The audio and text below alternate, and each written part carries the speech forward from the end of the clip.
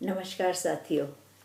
आज कहानी है उन निर्जीव वस्तुओं की जो सजीव होकर हमसे बातें करती हैं, यादें और किस्से सुनाती हैं। मेरे पास कांसे की एक डिबिया है। कई खानों में बटी यह डिबिया मेरी नानी अक्षत चावल आदि रखकर मंदिर ले जाती थी। बाद में उन्होंने वह माँ को दे दी। माँ घर गृहस्थी में इतनी व्यस्त रहीं कि शायद ही कभी उसे लेकर उन्हें मंदिर जाने का मौका मिला हो। घर के मंदिर में ही एक कोने में पड़ी रही। फिर मैंने उसे अपनी छिटपुट चीज़ें रखने हेतु हथिया लिया। बाद में मेरी बिटिया ने बदलते समय अनुसार उसे अपनी गुड़िया की अलमारी में तब्दील कर दिया। अब फिर वह मेरे पास है और नानी की याद में मैंने उसे तब तक फिर पूजा की डिबिया बना लिया जब तक कोई और गुड़िया आकर उसे अपने खिलौनों में शामिल नहीं करती। तो दोस्तों, प्रीति की कलम से आज प्रस्तुत है कहानी अखरोट की कुर्सी। यह मेरी स्वरचित मौलिक रचना है। कहानी से पहले दो पंक्तियां हमारे डॉक्टर साहब के लिए। सहेज रखे हैं सब अनमोल उपहार तुम्हारे, सहेज रखे हैं सब अनमोल उपहार तुम्हारे। क्या मालूम था कटेगा जीवन अब इनकी यादों के ही सहारे। तो प्रस्तुत है कहानी अखरोट की कुर्सी। यह किस्सा उन दिनों का है जब परिवार संयुक्त और बहुत बड़े होते थे। बड़े बड़े दालान, बरामदे और फैली छतों में कौन कहाँ है यह पता लगाना आसान न होता था। सबका अपना अपना पसंदीदा एक कोना तय होता था।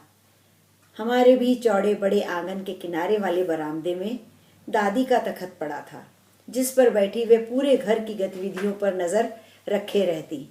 बाहर से आने वाला कोई आगंतुक उनको बताए बिना भीतर दाखिल न हो पाता। सरौते से सुपारी काटते हुए या बीज छीलते हुए या माला फेरते घर सदैव उनकी निगरानी में रहता। माँ और चाची आदि बच्चों की चिंता से मुक्त अपने घरेलू कामों में व्यस्त रहती।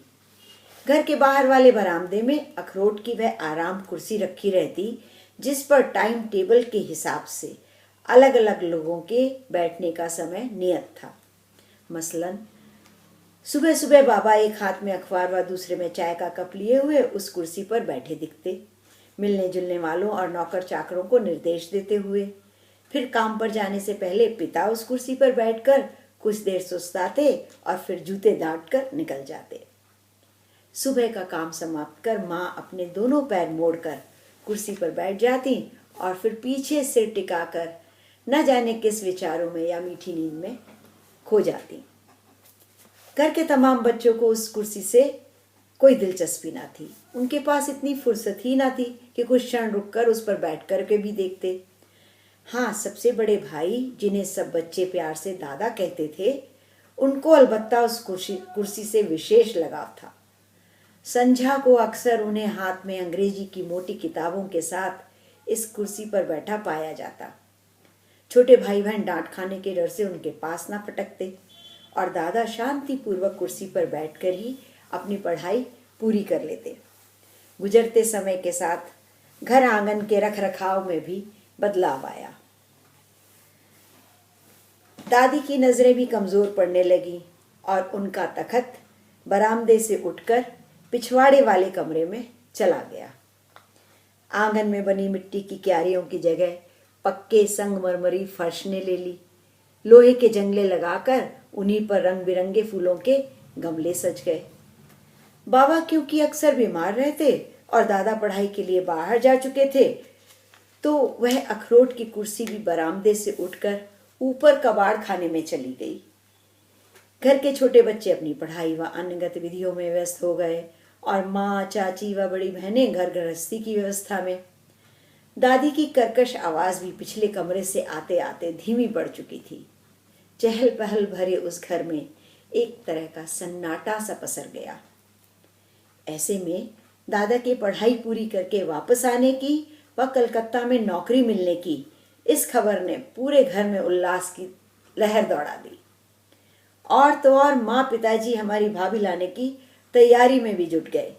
दादा के लौटने से पहले ही उनका विवाह भी निश्चित कर दिया गया।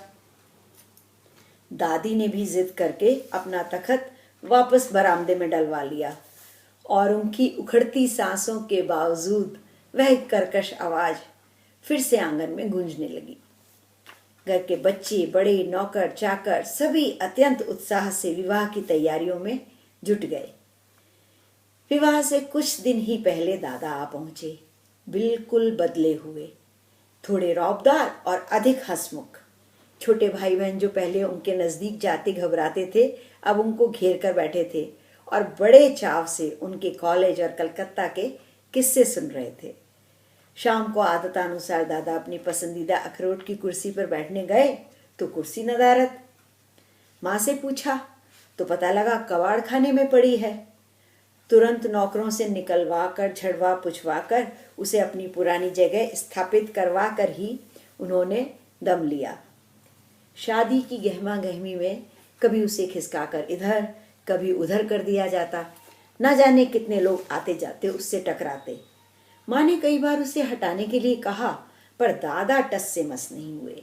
कुर्सी वहीं अपनी जगह विराजमान रही। दादा जब तक दिन में एक बार उस पर बैठ ना लेते उन्हें चैन ना आता। फिर एक दिन पायल छनकाती नई नवेली भाभी ने आकर पूरा घर आंगन झमका दिया। खचाखच भरे आंगन में भाभी ने रिवाज के अनुसार जो पहला नृत्य किया तो चारों ओर वाहवाही की धूम मच गई। छोटे बड़े सबका ही मन मोह लिया भाभी ने। विवाह के बाद कुछ ही दिन और रुके दादा, फिर घर आदि का प्रबंध करने अकेले ही कलकत्ता निकल गए। भाभी के रहने से घर में फिर से रौनक आ गई थी। देवर नंदों से भरे घर में भाभी का भी खूब मन लगा। एक दिन देखा भाभी भी अपने दोनों पैर सिकोड़े, सिर टिकाए उसी आराम कुर्सी पर आंखें बंद करे बैठी हैं, बिल्कुल माँ की तरह।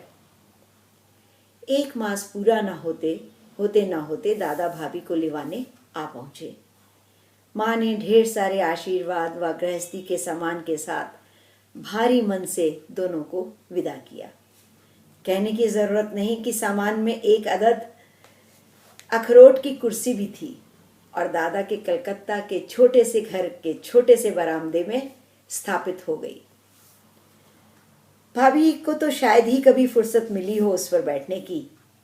3 संतानों की देखभाल और घर गृहस्थी के कामों में ही सारा वक्त निकल जाता।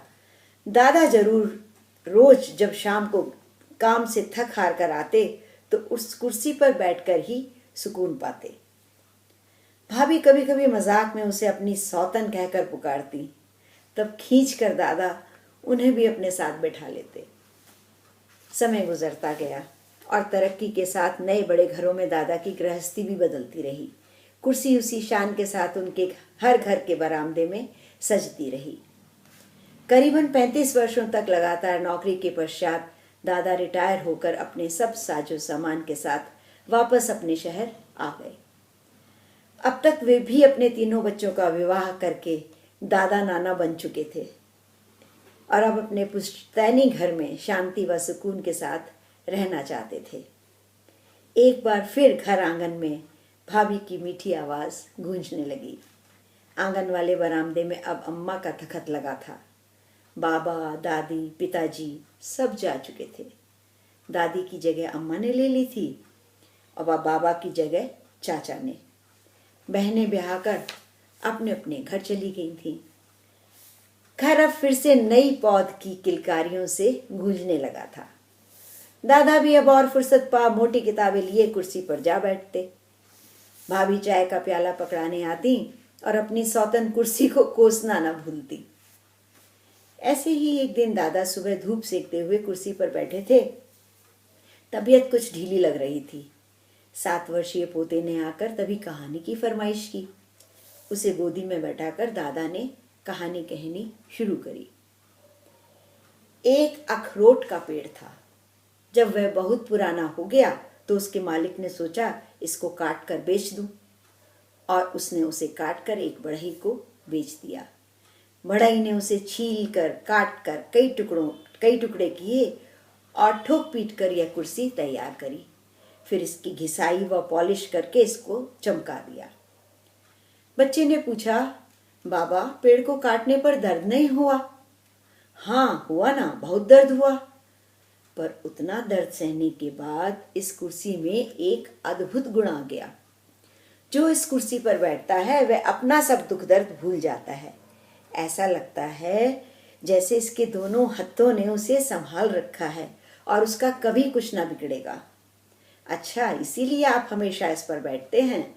दादा हंस दिए और पोते को गोदी से उतारकर बोले, जाओ अपनी दादी को भेजो, प्यास लगी है।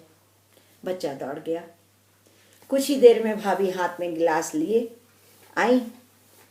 दादा आंख बंद किए, गर्दन एक तरफ लटकाए, थोड़ा नीचे खिसके हुए से बैठे थे। बच्चे ने आवाज देकर हिलाकर कहा, बाबा पानी पी लो। पर बाबा तो गहरी चैन की नींद में सो गए थे। झन्नाटे से भाभी के हाथ से ग्लास छूटकर जमीन पर गिरा और घर में डॉक्टर और एम्बुलेंस की पुकार मच गई। बच्चा मोबाइल सहमा सा सब देखता रहा। समझ नहीं पाया कि उसके बाबा को कहाँ ले जाया जा रहा है। चुपचाप चढ़कर कुर्सी पर बैठ गया। दोनों हाथों से कुर्सी के हत्थों को कस के पकड़े और फिर धीरे से उसी पर सिर टिका लिया। इस बीच डॉक्टर राय और अपनी असमर्थता जताकर वापस चले गए। दादा को आंगन के बीचों बीच लिटा दिया गया। कुछ ही देर में घर अनेक लोगों से भर गया। किसी का ध्यान कुर्सी पर बैठे उस मासूम बच्चे की ओर नहीं गया। वह भी कुर्सी को अपना आश्रय स्थल समझकर सिमटकर उसी पर बैठा रहा। बाबा से सुनी अंतिम कहानी ही अब उसके आगे के जीवन की कहानी बनने वाली थी। यह एक और शुरुआत थी, निर्जीव से सजीव के प्रेम की कहानी। तो साथियों, आपके जीवन में भी ऐसी अनेक वस्तुएं होंगी जिनसे जुड़ी यादों ने उनको अनमोल कर दिया होगा। कभी निकालें उन्हें और उनसे जुड़ी कहानियों को अपने बच्चों को सुनाएं। यह कहानी कैसी लगी यह अवश्य बताएं। व इसको सुनने के लिए बहुत बहुत धन्यवाद व नमस्कार।